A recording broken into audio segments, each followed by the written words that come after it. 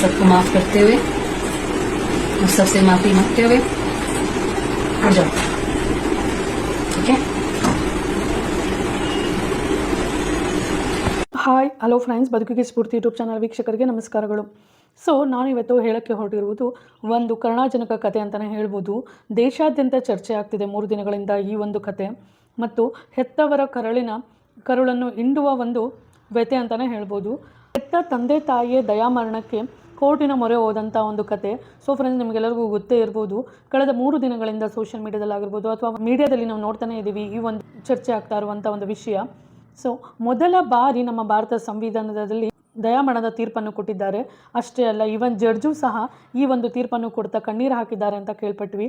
Actually ಒಂದು ತಂದೆ ತಾಯಿ ಒಂದು ಮಗು ಹುಟ್ಟಿದಾಗ ಅಥವಾ ಒಂದು ಮಗ ಅಂತ ಹುಟ್ಟಿದಾಗ ಅವರ ಒಂದು ಸಂತೋಷ ಪಾರವೇ ಇಲ್ಲ ಅಂತ ಹೇಳ್ಬೋದು. ಮಗುವಿನ ಬೆಳವಣಿಗೆ ಪ್ರತಿ ಹಂತದಲ್ಲೂ ಅವರಿಗೆ ಒಂದು ಚೈತನ್ಯ, ಒಂದು ಶಕ್ತಿಯನ್ನೇ ಕೊಡುತ್ತೆ. ಯಾಕಂದರೆ ಆ ಮಗನ ಒಂದು ಬೆಳವಣಿಗೆ ಆ ತಾಯಿ ತಂದೆಗೆ ಕೊಡುವಂಥ ಒಂದು ಸಂತೋಷ ಹೇಳಲಿಕ್ಕಾಗೋದು. ಅದು ಪ್ರತಿಯೊಬ್ಬ ತಂದೆ ತಾಯಿನೂ ಅವ್ರ ಲೈಫಲ್ಲಿ ಎಂಜಾಯ್ ಮಾಡಿರ್ತಾರೆ. ಬಟ್ ಈ ಒಂದು ಕರುಣಾಜನಕದ ಕತೆ ನಿಜವಾಗ್ಲೂ ಯಾವ ತಂದೆ ತಾಯಿಯ ಒಂದು ಜೀವನದಲ್ಲೂ ಬರದೇ ಹೋಗಲಿ ಅಂತ ಅಂದ್ಬಿಟ್ಟು ದೇವರಲ್ಲಿ ನಾವು ನಿಜವಾಗ್ಲೂ ಬೇಡ್ಕೊತೀನಿ. ತಮ್ಮ ಜೀವನದ ಬೆಳಕಾಗಿರುವಂಥ ಮಗನ ಜೀವವನ್ನೇ ತೆಗೀರಿ ಅಂತ ಅಂದ್ಬಿಟ್ಟು ಕೋರ್ಟ್ಗೆ ಒಂದು ಅರ್ಜಿ ಸಲ್ಲಿಸಿದ್ರು. ಇದೊಂದು ಘೋರವಾದಂಥ ಪರಿಸ್ಥಿತಿ ಅಂತಲೇ ಹೇಳ್ಬೋದು.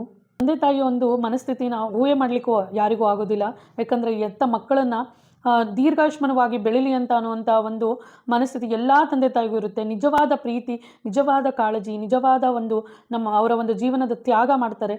ಪ್ರೀತಿ ಮತ್ತು ತ್ಯಾಗದ ಸಂಕೇತವೇ ತಂದೆ ತಾಯಿ. ಅಂಥದ್ರಲ್ಲಿ ತನ್ನ ಮಗುವನ್ನು ಬಯಸಿ ಒಂದು ದಯಾಮರಣಕ್ಕೆ ಮಾಡ್ಕೊಂಡಿದ್ದಾರೆ ಉತ್ತರ ಪ್ರದೇಶದ ತಂದೆ ತಾಯಿ. ಅಶೋಕ್ ರಾಣಾ ಉತ್ತರ ಪ್ರದೇಶದವರು. ಇವರು ಮಗ ಹರೀಶ್ ರಾಣಾ ಅಂತ ಅಂದ್ಬಿಟ್ಟು, ಅವರಿಗೆ 32 ವರ್ಷ. 2013ರಲ್ಲಿ 13 ವರ್ಷಗಳ ಹಿಂದೆ ಅವರ ಜೀವನದಲ್ಲಿ ಒಂದು ದೊಡ್ಡ ದುರಂತ ನಡೆದಿತ್ತು. ಏನಪ್ಪ ಅಂದರೆ, ಆ್ಯಕ್ಚುಲಿ ಅಶೋಕ್ ರಾಣಾ ಮತ್ತು ಅವರ ದಂಪತಿಗಳು ಬೀದಿ ವ್ಯಾಪಾರಿಗಳು. ಅವರು ಒಂದು ಸ್ಯಾಂಡ್ವಿಚ್ನ ಮಾರ್ತಾ ತಮ್ಮ ಮಗನ ಒಂದು ವಿದ್ಯಾಭ್ಯಾಸವನ್ನು ಮಾಡಿಸ್ತಾ ಇರ್ತಾರೆ. ಮಗನೂ ಸಹ ಒಬ್ಬ ಒಳ್ಳೆಯ ಟಾಪರ್ ಅಂತಲೇ ಹೇಳ್ಬೋದು. ಪಂಜಾಬ್ನ ಯೂನಿವರ್ಸಿಟಿಯಲ್ಲಿ ಟಾಪರ್ ಆಗಿರ್ತಾರೆ. ಸಿವಿಲ್ ಇಂಜಿನಿಯರಿಂಗ್ ಮಾಡುತ್ತಾ PGಯಲ್ಲಿ ಅವರು ನೆಲೆಸಿರ್ತಾರೆ. ಸೊ PGಯಲ್ಲಿ ಆಕಸ್ಮಿಕವಾಗಿ ಒಂದು ದಿನ ಆಗಸ್ಟ್ 20 ಮತ್ತು 2013ನೇ ಇಸವಿಯಲ್ಲಿ ಅವರು 4ನೇ ಮಹಡಿಯಿಂದ ಕಾಲು ಜಾರಿ ಬಿದ್ದೋಗ್ತಾರೆ. ಇಂಥ ದುರಂತ ಯಾರ ಜೀವನದಲ್ಲೂ ಆಗ್ಬೋದು. ಅವತ್ತು ಬಿದ್ದಂಥ ಮಗ 13 ವರ್ಷ ಕಳೆದರೂ ಇವಾಗಲೂ ಸಹ ಒಂದು ಚೇತರಿಸ್ಕೊಂಡಿಲ್ಲ. ಅಷ್ಟೇ ಅಲ್ಲ, ಮಲಗಿದ ಜಾಗದಲ್ಲಿ ಅವರ ಒಂದು ಜೀವನ 13 ವರ್ಷ ಕಳೆದು ಹೋಗುತ್ತದೆ. ಹಗಲು ರಾತ್ರಿ ಅನ್ನೋದೇ ಸಾಕಷ್ಟು ದುಡ್ಡು ಖರ್ಚು ಮಾಡ್ತಾರೆ ತಂದೆ ತಾಯಿ. ಬಡವರಾದರೂ ಸಹ ದುಡಿಮೆಯನ್ನು ನಂಬಿ ಮತ್ತು ಸಾಲ ಮಾಡಿ ಮಗನಿಗೆ ಟ್ರೀಟ್ಮೆಂಟ್ ಇಸ್ಕೊಡ್ತಾರೆ. ಈ ಕ್ಷಣದಲ್ಲಿ ಮಗ ಚೆನ್ನಾಗಾಗ್ಬೋದು, ಮುಂದೆ ಒಂದು ದಿನ ನನ್ನ ಮಗ ಎಚ್ಚರ ಆಗ್ಬೋದು, ನಮ್ಮ ಹತ್ರ ಮಾತಾಡ್ಬೋದು ಅನ್ನೋಂಥ ಒಂದೇ ಒಂದು ಆಶಾಕಿರಣದಲ್ಲಿ ತಂದೆ ತಾಯಿ ನಿರೀಕ್ಷಿಸುತ್ತಾ ಪ್ರತಿದಿನ ಅವನ ಸೇವೆ ಮಾಡ್ತಾ ಹೋಗ್ತಾರೆ. 6 ತಿಂಗಳಾಗುತ್ತೆ, ವರ್ಷ ಆಗುತ್ತೆ, 1 ವರ್ಷ ಆಗುತ್ತೆ, 2 ವರ್ಷ ಆಗುತ್ತೆ, ಎಷ್ಟೇ ದಿನಗಳು ಕಳೀತಾ ಹೋದ್ರೂ ಮಗನ ಒಂದು ತೊಂದರೆಯಲ್ಲಿ 1% ಚೇತರಿಸ್ಕೊಳ್ಳೋದಿಲ್ಲ ಮಗ ಮುಂಚಿನಂತೆ ಆಗುತ್ತಾನ ಅಂತ ಅಂದ್ಬಿಟ್ಟು ಅವರು ಕಾಡುವಂಥ ಗೊಂದಲ ಮತ್ತು ನೋವು ಹೆಚ್ಚಾಗ್ತಾನೆ ಹೋಗುತ್ತೆ. ಮತ್ತು ಹಲವು ವೈದ್ಯರಿಗೆ ಸಂಪರ್ಕ ಮಾಡ್ತಾರೆ. ಅದರಲ್ಲಿ ಕೆಲವು ವೈದ್ಯರು ಸಾಧ್ಯನೇ ಇಲ್ಲ, ಹುಷಾರಾಗಲ್ಲ ಅಂದರೆ ಹಲವು ವೈದ್ಯರು ಆಗ್ಬೋದು, ಒಂದು ಮ್ಯಾಜಿಕ್ ಆಗ್ಬೋದು, ನಿಮ್ಮ ಪ್ರಯತ್ನ ನೀವು ಮಾಡಿ ಅಂತಲೇ ಹೇಳ್ತಾಯಿದ್ರು. ಆದರೆ ಸಾಕಷ್ಟು ಒಂದು ಆರ್ಥಿಕವಾಗಿ ಆಲ್ರೆಡಿ ಕುಗ್ಗಿ ಹೋಗಿದ್ದಾರೆ ಮತ್ತು ಅವರು ಕಂಪ್ಲೀಟಾಗಿ ಅವರ ಜೀವನ 2 ಮಗನಿಗಾಗಿ ತೆಗೆದಿದ್ದಾರೆ. ಅವರ ಒಂದು ತ್ಯಾಗ ಮಾಡಿದ್ದಾರೆ, ಹಗಲು ರಾತ್ರಿ ಮಗನ ಸೇವೆ ಮಾಡಿದ್ದಾರೆ. ದುಡಿಮೆ ಮಾಡಿಕೊಂಡು ಅವರು ಸಾಲ ತೀರಿಸ್ಕೊಳ್ಳೋದು ಅಥವಾ ಮಗನ ಒಂದು ಟ್ರೀಟ್ಮೆಂಟ್ಗೆ ದುಡ್ಡು ಅಡ್ಜಸ್ಟ್ ಮಾಡ್ಬೋದಾ ಅನ್ನೋಂಥ ಒಂದು 13 ವರ್ಷ ಅವರು ಒಂದು ಪಟ್ಟಂಥ ಒಂದು ಕ್ರೂರ ವ್ಯಥೆ ಯಾವ ತಂದೆ ತಾಯಿಗೂ ಬರಬಾರ್ದು. ಇಲ್ಲಿ ಮಗ ತಾನು ಬದುಕುಳಿಯಲು ಎಷ್ಟು ಹೋರಾಟ ಮಾಡ್ತಿದ್ದಾನೋ ಅಷ್ಟೇ ತಂದೆ ತಾಯಿ ಸಹ ಮಗನನ್ನು ಉಳಿಸ್ಕೊಳ್ಳಲು ತುಂಬಾ ಒಂದು ಹೋರಾಟ ಮಾಡ್ತಾರೆ.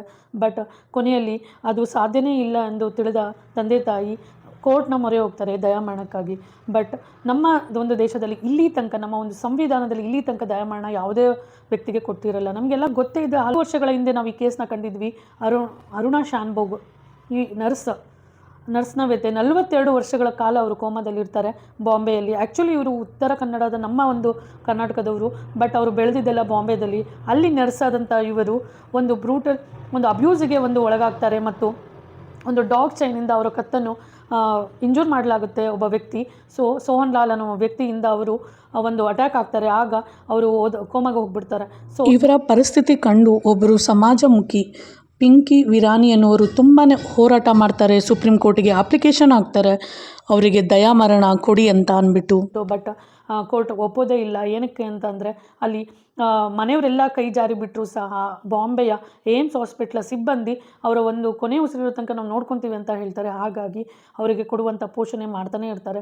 ಸೊ 42 ವರ್ಷಗಳ ಕಾಲ ಅವರು ಬದುಕುಳಿದಿರ್ತಾರೆ, ಆದರೆ ಜೀವಂತ ಶವವಾಗಿ. ಸೊ ಅವರಿಗೆ ಕೊನೆಗೂ ದಯಾಮರಣ ಸಿಗುವುದಿಲ್ಲ, ನ್ಯಾಚುರಲ್ ಆಗಿ ಅವರು ಡೆತ್ ಆಗ್ತಾರೆ. ಸೊ ಈ ಒಂದು ಕೇಸ್ ಥರನೇ ಈಗ ಒಂದು ಹರೀಶ್ ರಾಣಾ ಅವರ ಕಥೆ ಆಗಿರುತ್ತೆ. 13 ವರ್ಷಗಳ ಕಾಲ ಅವರು ಒಂದು ಜೀವಂತ ಶವವಾಗಿ ಅವರು ಒಂದು ಬೆಡ್ ಮೇಲೆ ಇರ್ತಾರೆ. ಸೊ ಸಾಕಷ್ಟು ಕಷ್ಟಪಡ್ತಾರೆ ತಂದೆ ತಾಯಿ, ಆದರೆ ಮಗ ಚೇತರಿಸ್ಕೊಳ್ಳೋದೇ ಇಲ್ಲ. 3 ವರ್ಷಗಳ ಕಾಲ ಹೋರಾಡ್ತಾರೆ ಮತ್ತು ಅವರ ಒಂದು ಪರಿಸ್ಥಿತಿನ ಕೋರ್ಟಿಗೆ ಮನದಟ್ಟು ಮಾಡ್ತಾರೆ. ಹೈಕೋರ್ಟಲ್ಲಂತೂ ಕಂಪ್ಲೀಟಾಗಿ ರಿಜೆಕ್ಟ್ ಆಗುತ್ತೆ ಮತ್ತು ಸುಪ್ರೀಂ ಕೋರ್ಟ್ಗೆ ಅಪ್ಲೈ ಮಾಡ್ತಾರೆ. ಆಗ ಆ್ಯಕ್ಚುಲಿ ಸುಪ್ರೀಂ ಕೋರ್ಟ್ ಜಡ್ಜ್ ಸಹ ಕಣ್ಣಲ್ಲಿ ನೀರು ತಂದ್ಕೊಂಡು ಈ ಒಂದು ತೀರ್ಪನ್ನ ಕೊಡ್ತಾರೆ. ಆಯಿತು, ದಯಾಮರಣನ ಕೊಡೋಣ ಅಂತಂದ್ಬಿಟ್ಟು. ಸೊ ಈಗ ಹೇಳೋದು ತಂದೆ ತಾಯಿ ಇಷ್ಟನ್ನೇ, ನೆಮ್ಮದಿಯಾಗಿ ಉಸಿರು ಚೆಲ್ಲುವ ಅವಕಾಶ ಕೊಡಿ ನನ್ನ ಮಗನಿಗೆ.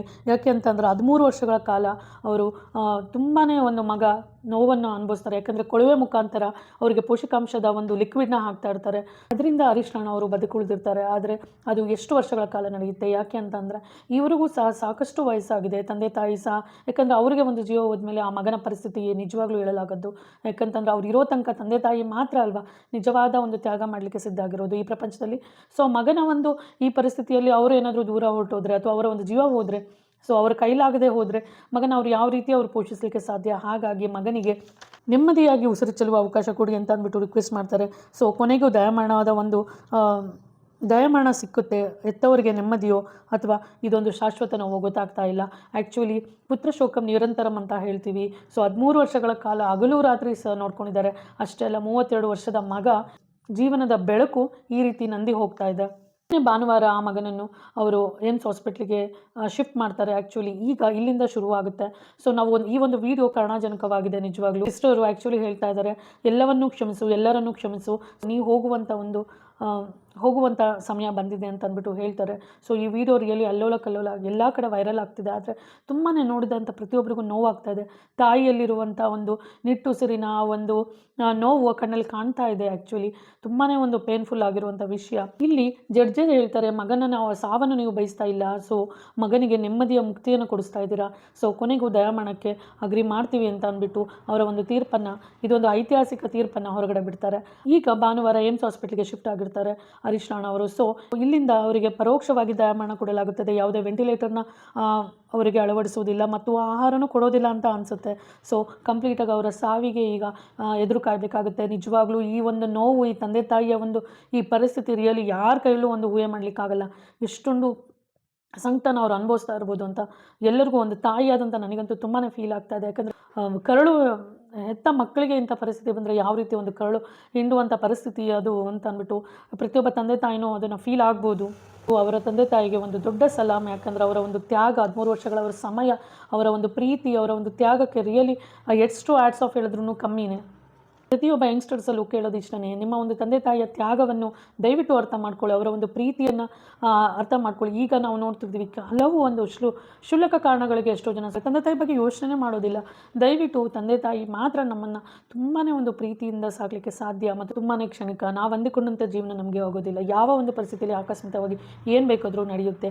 ಈಗ ಹರೀಶ್ ರಾಣಾ ಅವರೇ ತಿಳ್ಕೊಳ್ಳಿ, ಅವರೊಬ್ಬ ಪ್ರತಿಭಾವಂತ ವಿದ್ಯಾರ್ಥಿ, ಆದರೆ ಸಡನ್ ಆಫ್ ಅವರಿಗೆ ಕೆಳಗಡೆ ಬಿದ್ದವ್ರು ಕೋಮಾದಲ್ಲಿ ಹೋಗ್ತಾರೆ. ಅವರ ಜೀವನ ಈ ರೀತಿ ಒಂದು ಎಂಡ್ ಆಗ್ತಾ ಇದೆ. So it's very painful. Actually ಈ ರೀತಿ ಒಂದು ಬದುಕು ಒಂದು ನೀರಿನ ಗುಳ್ಳೆ ಅಂತೆ. ಸೊ ಪ್ರತಿದಿನ ಒಂದು ಸಂತೋಷವಾಗಿರಿ ಮತ್ತು ನಮ್ಮ ಒಂದು ಪ್ರೀತಿಸುವಂಥ ತಂದೆ ತಾಯಿನ ಚೆನ್ನಾಗಿ ನೋಡ್ಕೊಳ್ಳಿ ಅಂತ ಅಂದ್ಬಿಟ್ಟು ನಾನು ರಿಕ್ವೆಸ್ಟ್ ಮಾಡ್ತಾ ಇದ್ದೀನಿ ಪ್ರತಿಯೊಬ್ಬರಿಗೂ. ಹರೀಶ್ ರಾಣಾ ಅವರು ಮತ್ತೆ ಹುಟ್ಟಿ ಬರಲಿ, ಅವರು ಒಂದು ಆರೋಗ್ಯವಾದಂಥ ಒಂದು ಜೀವನನ ಸಾಗಿಸಲಿ ಅಂತ ಅಂದ್ಬಿಟ್ಟು ನಾವು ದೇವರಲ್ಲಿ ಬೇಡ್ಕೊಳ್ಳೋಣ. ನಿಮಗೇನು ಅನಿಸುತ್ತೆ ಫ್ರೆಂಡ್ಸ್? ದಯವಿಟ್ಟು ಕಮೆಂಟ್ ಮಾಡಿ. Thank you so much for watching the video. Thanks a lot.